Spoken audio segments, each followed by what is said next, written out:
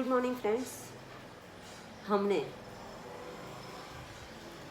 अब तक बहुत सारे व्याकरण के कुछ न कुछ विषय पर चर्चा की। यहाँ व्याकरण विभाग का पुनरावर्तन कसौटी है जो आपको मैं यहाँ समझा रही हूँ। आपको हिंदी की नोट में लिखनी होगी। पाठ्य पुस्तक में पन्ना नंबर 35 पुनरावर्तन 1। अब इनके अंदर शब्दों को शब्दकोश के क्रम में लिखिए। अब यहाँ गोला बनाकर फिर कुछ शब्द लिखे हुए हैं। आप सभी शब्द एक ही लाइन में लिख सकते हो और उसके बाद उसका जवाब, उसका उत्तर उसके नीचे आप शब्दकोश के क्रम में लगाकर लिखोगे। समझ में आई बात? क्योंकि नोट के अंदर आप गोला नहीं बनाओगे। बनाना हो तो बना सकते हो, पर एक बनाए और एक नहीं बनाए इससे ज़्यादा अच्छा है कि सबका एक समान हो। तो आप नोट के अंदर, आप हिंदी की नोट के अंदर एक लाइन में सभी शब्द लिख लोगे। शब्द आगे पीछे होगा तो कोई बात नहीं।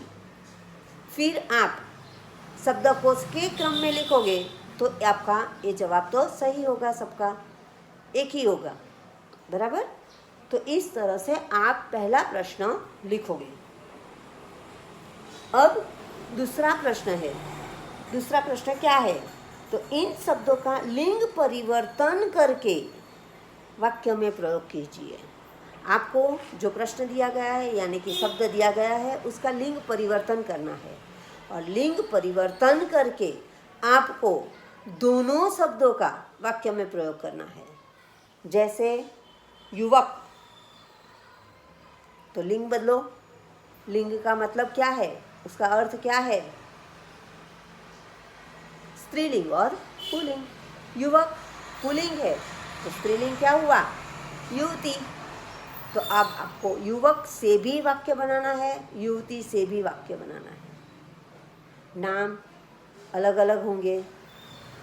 कोई भी आप वाक्य बना सकते हो, बिना नाम का भी वाक्य बना सकते हो, पर वाक्य आपका सही होना चाहिए।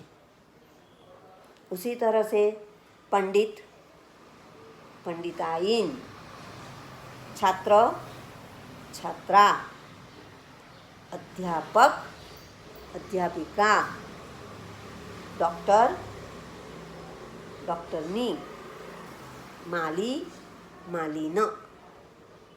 तो ये आपका लिंग परिवर्तन हो गया।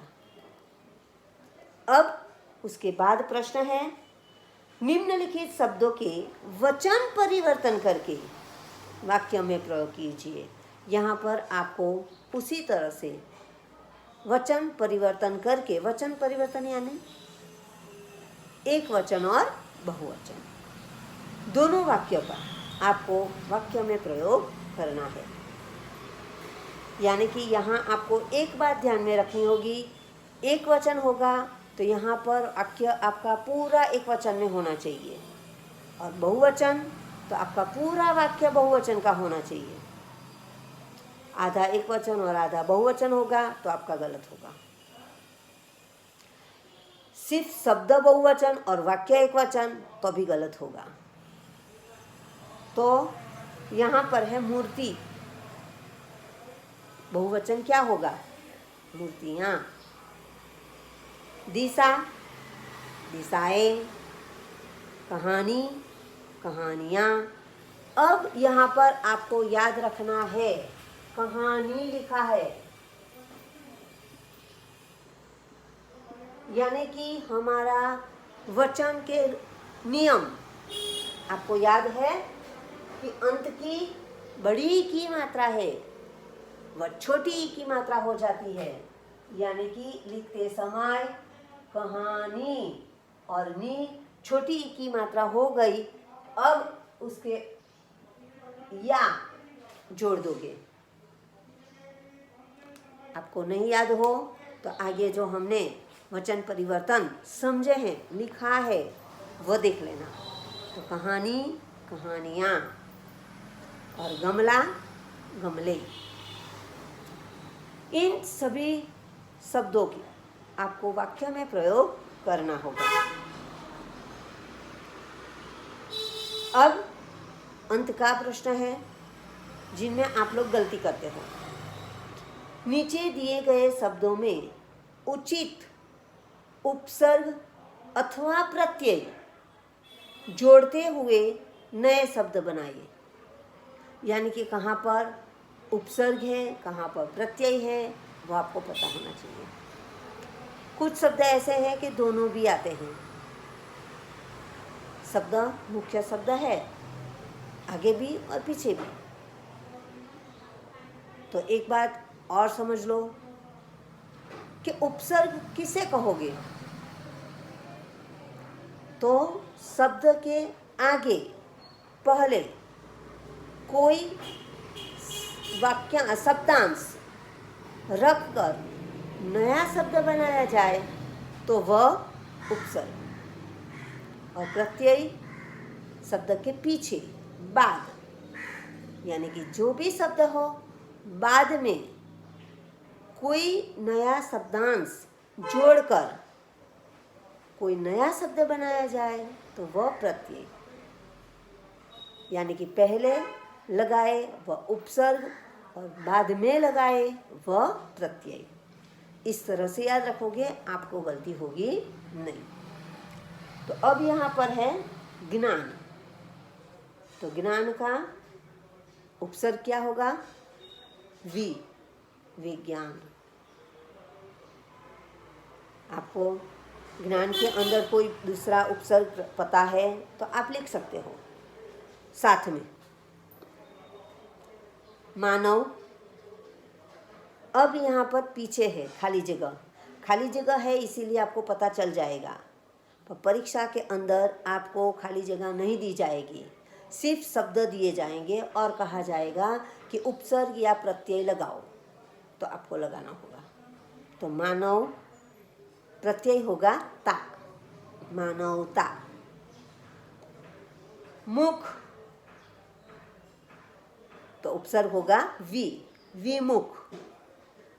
सन्मुख भी होगा, सन्मुख यानी सामने। तो यहाँ लिखते समय आप लोग गलती करोगे, स न आधा बताओगे। जैसे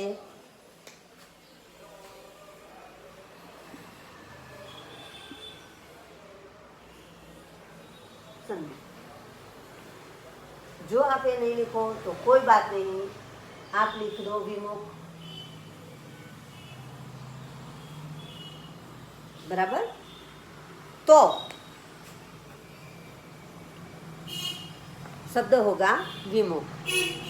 अब है हाजिर, तो उपसर्ग लगाना है आपको। गैर हाजिर, गैर हाजिर में आप लोग मात्रा करोगे एक, तो एक मात्रा करोगे तो आपका गलत होगा। आपको करनी होगी दो। गैर,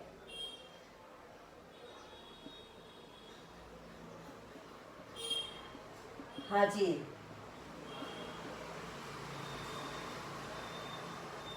गैर हाजिर। इस तरह से आप लिखोगे। समाज, प्रत्यय लगाना है तो जीक लगाओगे, सॉरी इक लगाओगे।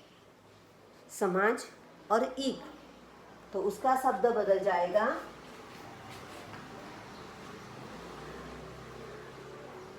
समाज, इक,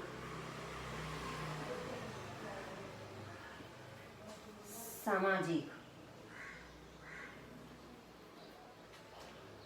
समझ में आई बात? तो इस तरह से शब्द बदल जाएगा, समाज, इक, सामाजिक। कुल, इन, कुलीन। कुल, इन, कुलीन। हिंसा, तो यहाँ उपसर्ग लगाना है, तो अहिंसा। सान, प्रत्यय लगाना है, तो क्या करोगे? दार, शानदार। समझ में आई बात? तो इस तरह से यहाँ आपको ये पुनरावर्तन आपकी नोट में लिखनी है। Thank you.